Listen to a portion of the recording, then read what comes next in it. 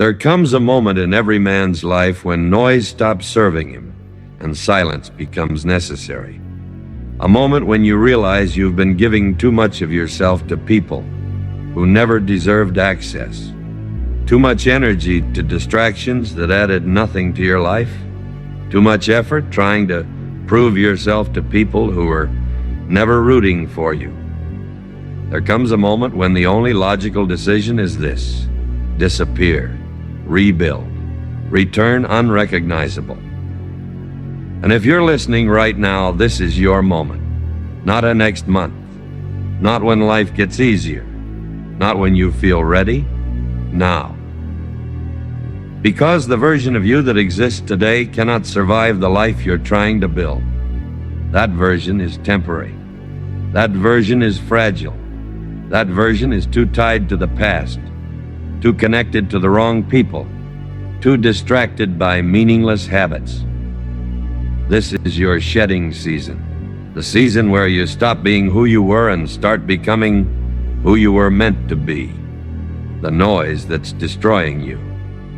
Every successful man in America has faced this moment, the moment when he realizes the noise around him isn't just annoying, it's lethal. It's killing his dreams slowly, methodically, without him even noticing. Look at your life right now. Your phone buzzes every 30 seconds. Social media feeds you an endless stream of other people's highlight reels. Your inbox is flooded with things that don't matter. Your group chats are filled with meaningless gossip and complaints. Your family's asking when you're going to settle down and play it safe. Your friends want you to stay exactly where you are because your comfort makes them feel better about their own mediocrity. This is the American trap. We live in the loudest society in human history.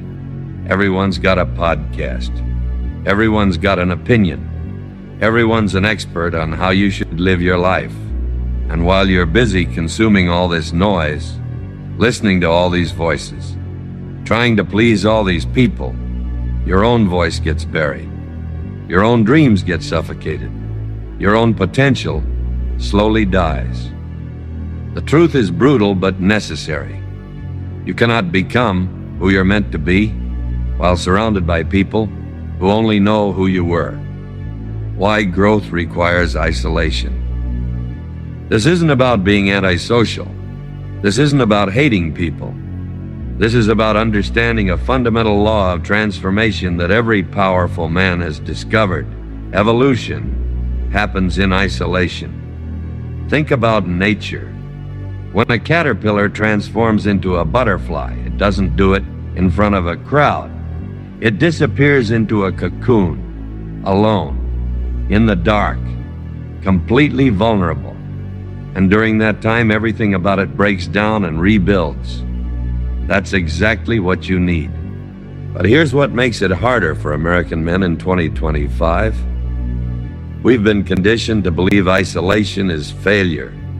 We've been taught that if you're alone, something's wrong with you. That success means being visible, being popular, being constantly connected. That's a lie designed to keep you weak. The strongest men in American history, the ones who built the railroads, the tech empires, the financial dynasties, the championship teams, they all had their dark period, the period where they stepped away from the noise and rebuilt themselves in private. Steve Jobs got fired from his own company and disappeared into the wilderness of failure before returning to create the iPhone. Kobe Bryant spent his off seasons alone in the gym at 4 a.m. while everyone else partied. David Goggins locked himself away from a life of mediocrity and transformed into the hardest man alive through relentless isolation and suffering. Your evolution won't be any different. You need space, real space, not a weekend getaway, not a digital detox for 3 days. You need months of genuine separation from everything that's been holding you back. The real reason you're stuck. Let's be honest about why you haven't changed yet. It's not because you don't know what to do. Every American man has access to unlimited information. You can Google how to get disciplined right now and find 10,000 articles. You're stuck because of three things. First, you're overstimulated. Your brain has been hijacked by apps designed by the smartest behavioral psychologists in Silicon Valley. Every notification gives you a tiny hit of dopamine. Every scroll gives you a microdose of novelty. You're not weak. You're being deliberately manipulated by billion-dollar companies that profit from your distraction. Your attention is the product, and you're selling it cheap. Second, you're surrounded by the wrong people. Look at your 5 closest friends. Are they disciplined? Are they building something meaningful? Are they pushing you to be better? Or are they comfortable, complacent, and secretly hoping you stay at their level? Your environment doesn't just influence you, it defines you. And if your environment celebrates mediocrity, you'll never escape it. Third, you're living for everyone else's approval. You're making decisions based on what your parents will think, what your girlfriend will say, what your coworkers will gossip about. You're so busy managing other people's opinions that you've forgotten to build your own life. You've become a character in someone else's story instead of the author of your own. These three forces, overstimulation, wrong environment, and approval addiction, form an invisible cage. You can't see the bars, but you feel them every time you try to change, every time you try to rise, every time you try to become more. And the only way to break free is to disappear. What happens when you disappear? When you truly disappear, something remarkable happens. Not overnight, not dramatically, but slowly, systematically, powerfully. The noise fades. Without the constant input of social media, news cycles, and other people's drama, your mind finally gets quiet. And in that quiet, you hear yourself think for the first time in years. You hear your real dreams, not the ones society programmed into you.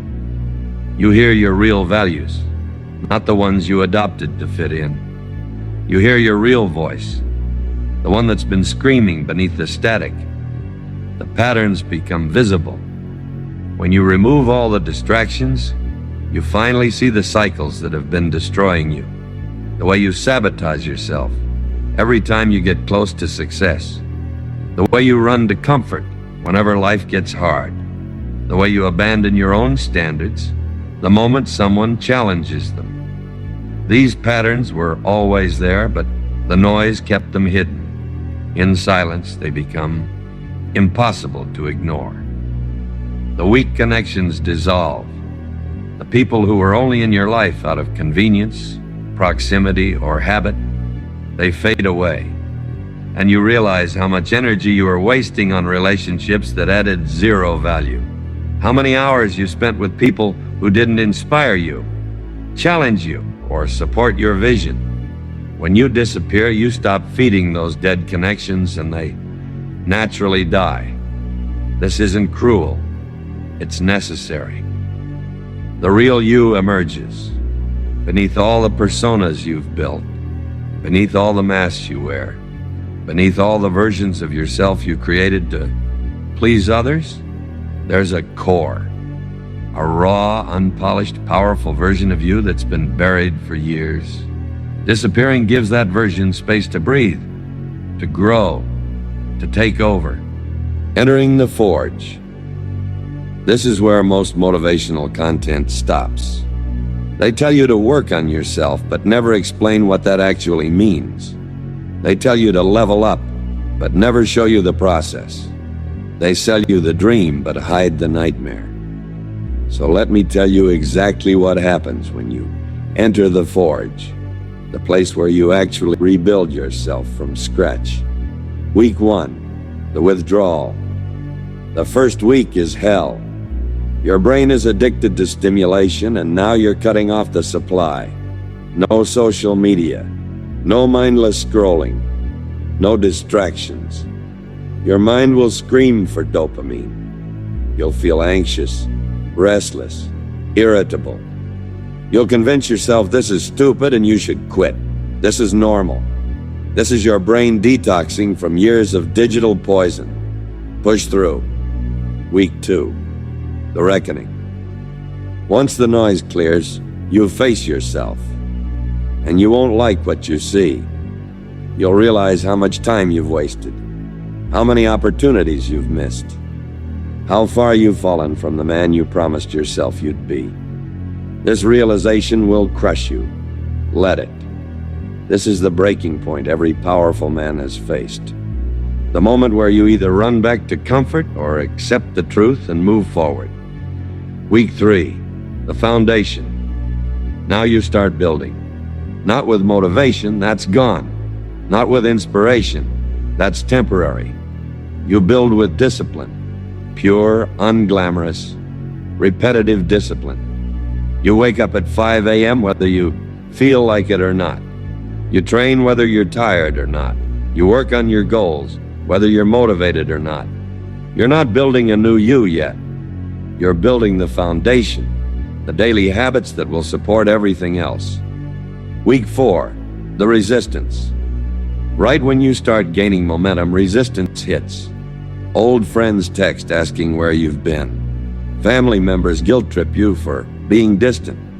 Your brain tries to convince you that you've changed enough and can go back to normal. This is the test. Most men fail here. They think 4 weeks is enough. They think a little progress means they're done. They return to the noise and wonder why nothing changed. The men who succeed, they understand this is just the beginning. Months 2 and 3, the grind. This is where champions are forged. The days blur together. Progress feels invisible. Every day looks the same. Wake up early. Train, work, study, sleep, repeat. There's no excitement, no breakthroughs, no dramatic transformations. Just the slow, painful accumulation of small improvements. Your body starts changing. Your mind starts sharpening. Your discipline starts solidifying. But you can't see it yet. You're still in the cocoon, still in the dark, still questioning if this is working. Months 4 through 6. The emergence. Something shifts. The habits that felt impossible become automatic. The discipline that felt like torture becomes natural. The version of you that seemed unreachable starts appearing in the mirror. You're not there yet, but you're no longer who you were. You're in between. No longer the old you, not quite the new you. This is the most dangerous phase. You'll be tempted to show people your progress, to post about your transformation, to seek validation. Don't. Stay invisible. Stay focused. Stay in the forge. The battle with yourself. Here's what nobody tells you about self-improvement. The real enemy isn't external. It's not the economy. It's not your circumstances. It's not bad luck or timing or the system. The real enemy is the voice inside your head that keeps you small. That voice has been with you for years. It's the voice that says, "You're not that guy. This is just who you are. Why even try? You'll just fail again. Other people can do this, but not you. You're too old, too young, too broke, too behind." This voice isn't trying to protect you. It's trying to preserve the version of you that feels safe and predictable. And it will fight your transformation with everything it has. When you wake up early, it'll say, "You need more sleep." When you skip a meal, it'll say, "You're starving yourself." When you cut off toxic people, it'll say, "You're being cold and heartless." When you work on weekends, it'll say, "You're missing out on life." This voice is sophisticated. It doesn't sound evil. It sounds reasonable, logical, caring. But it's the same voice that's kept you stuck for years. Defeating this voice requires something most men don't have: ruthless self-awareness. You need to catch yourself in the act of self-sabotage.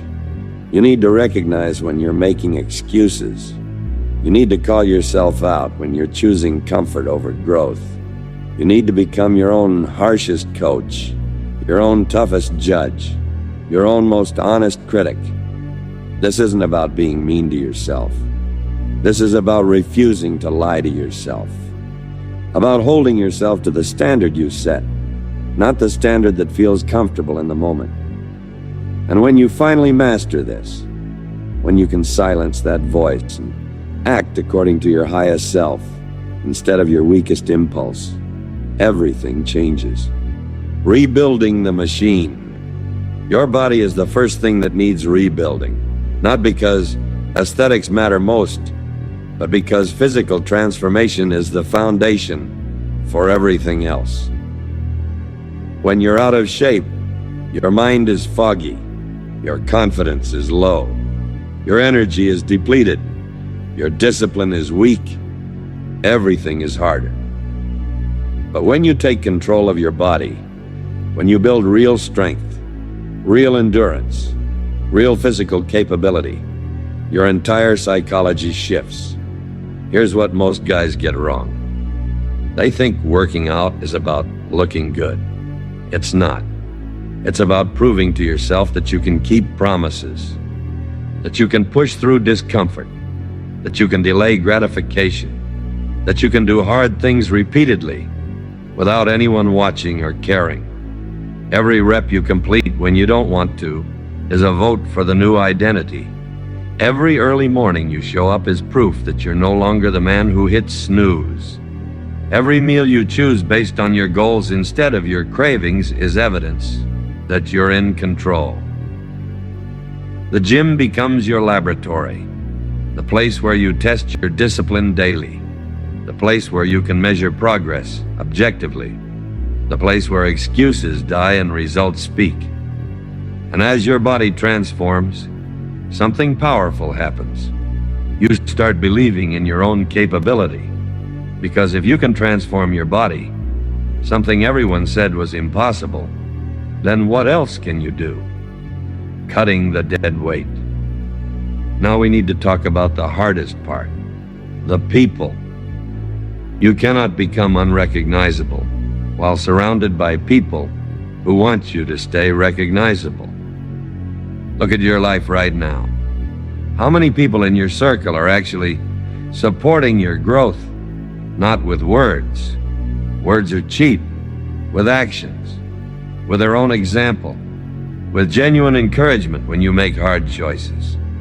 For most men, the answer is almost none. Most of your relationships are transactional, built on convenience, shared history, or mutual comfort.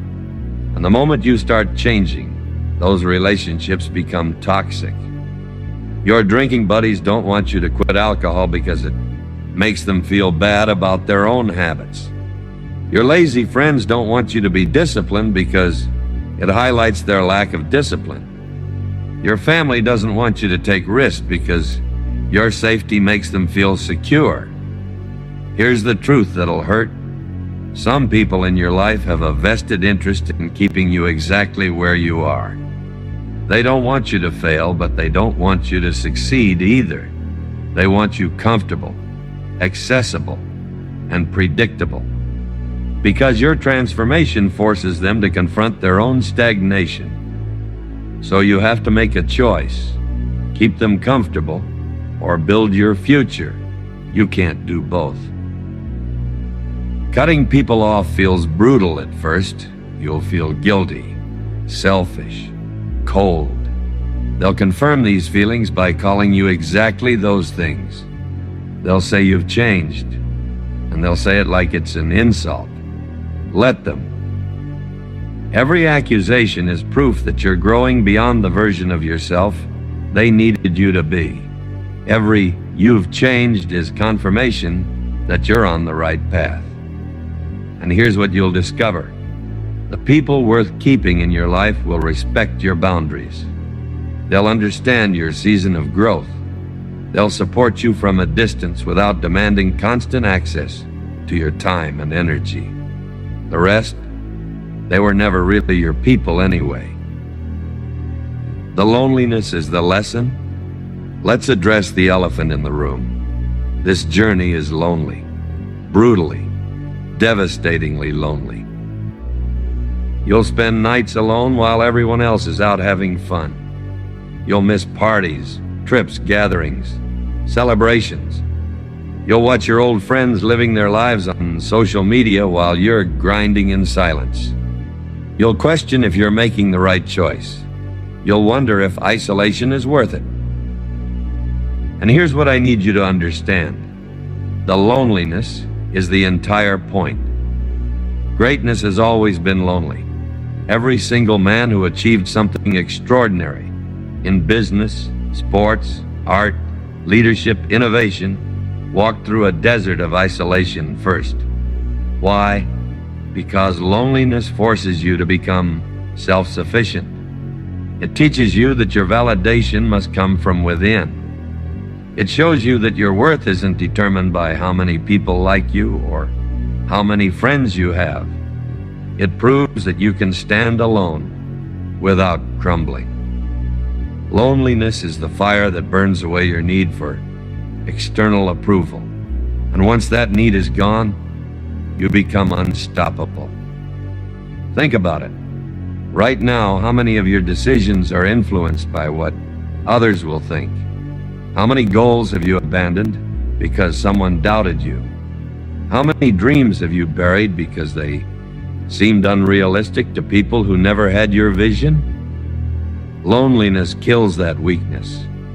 In isolation, there's no one to impress, no one to judge you, no one to discourage you. There's only you, your goals, and your discipline. And in that space, something remarkable happens. You become the strongest version of yourself, not the version that looks strong to others, the version that is actually strong. The version that doesn't need an audience to take action. The version that keeps going when no one's watching, no one's caring, and no one believes it's possible. This is the version that wins. After months in the darkness, after rebuilding every aspect of yourself, after cutting away everything that held you back, you return. But you don't return the same.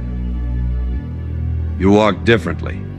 Not with arrogance, but with quiet certainty. You carry yourself like a man who's been through something and came out stronger. Your presence fills rooms before you speak. People sense the change immediately, even if they can't articulate what's different. Your eyes are sharper, more focused. They don't dart around seeking approval or validation. They hold steady, clear, purposeful. The eyes of a man who knows exactly what he wants and isn't afraid to walk alone to get it. Your energy is protected. You're no longer accessible to everyone. Your time is sacred. Your attention is earned, not given freely. You've learned that not everyone deserves access to you, and you're comfortable with that truth. Your standards are higher. You no longer tolerate disrespect, half-hearted effort, or people who drain your energy. You've discovered what you're worth, and you refuse to settle for less, not out of ego, but out of self-respect. Your discipline is unshakable.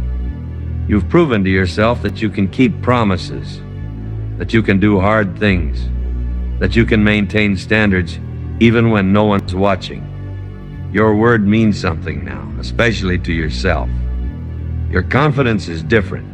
It's not loud or performative. It's quiet and absolute. You're not trying to convince anyone of anything. You simply know what you're capable of because you've done the work. You've faced yourself in the dark and didn't blink. When you return, people will react, and their reactions will tell you everything you need to know about them. The doubters. These are the people who never believed in you. They'll be shocked by your transformation. Some will try to minimize it. You got lucky. Or, it's just a phase. Others will be resentful. unable to accept that you actually did what they said was impossible. Their reaction isn't about you, it's about their own insecurity. Let them be. They were never meant to understand. The guilty. These are the people you cut off. They'll either pretend nothing happened and try to slide back into your life, or they'll be angry that you set boundaries. Either way, they'll expect you to apologize for prioritizing yourself. Don't. Your growth doesn't require their approval, and your boundaries don't require their acceptance. The inspired. These are rare, but they exist. People who see your transformation and feel motivated, rather than threatened. They'll ask how you did it. They'll want to know the process. These are your people. Not because they flatter you, but because they respect the work. They understand that transformation is possible because they watched you do it. The real ones.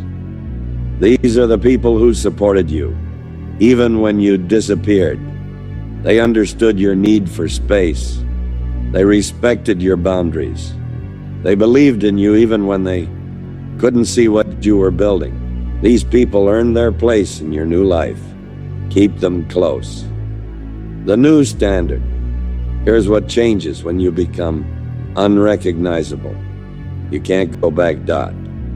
Once you've experienced the power of discipline, comfort feels like prison. Once you've tasted real progress, mediocrity becomes unbearable. Once you've become the man you always knew you could be, settling for less feels like death. You've set a new standard for yourself, and that standard demands maintenance. The work doesn't end when you return. The transformation isn't a destination, it's a new baseline. You don't wake up one day finished. You wake up every day and choose to maintain what you built. You protect your discipline. You guard your energy. You honor your boundaries. Because here's the truth. It's easier to fall back than to keep rising. The old version of you is still there, waiting for a moment of weakness to reclaim control. One lazy week can become a lazy month. One compromise can become a pattern. One excuse can become a lifestyle. The men who truly become unrecognizable aren't the ones who transform once. They're the ones who transform and then refuse to go back. Who understand that becoming is not an event. It's a commitment. A daily choice to honor the man you fought to become. Your moment. Right now, in this exact moment, you're at a crossroads. You can close this and go back to scrolling. Back to the noise. Back to the comfortable mediocrity that's slowly killing your potential. Or you can decide that today is day one. Not tomorrow, not Monday. Not after this project. This event, this situation resolves. Today. Because the truth is, there will never be a perfect time. Life doesn't pause and give you an opening. You have to create it. You have to force it into existence through sheer will and relentless action. The version of you that exists right now is not the final version. You are not fixed. You are not stuck. You are not defined by your past or limited by your present. You are malleable, capable of radical change, one decision away from a completely different trajectory. But you have to disappear first. You have to step away from everything keeping you small. You have to face yourself in the silence and rebuild from the ground up. This is your moment. Not next month. Not when life gets easier. Not when you feel ready. Now. So make the choice. Disappear. Rebuild. Return unrecognizable. The world is waiting for the version of you that's been buried under noise, distraction, and mediocrity. The version that's disciplined, focused, powerful, and unshakable. The version that walks into rooms and changes the energy. The version that keeps promises, sets standards, and refuses to settle. That version is real. It's inside you right now. It's been waiting for you to finally give it space to emerge. So go dark. Do the work. Face yourself. Cut the dead weight. Build the foundation. Forge the discipline. Embrace the loneliness. And when you return, and you will return, the world won't recognize you. And that's exactly the point. Your posture will rise. Your shoulders will straighten.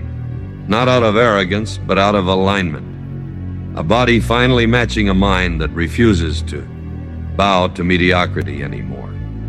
Your mindset will harden. Not cold, not numb, not emotionless, but disciplined. Clear. Insensitive to distractions. Immune to negativity. Unaffected by noise. Focused on the mission ahead. This is your moment. Claim it.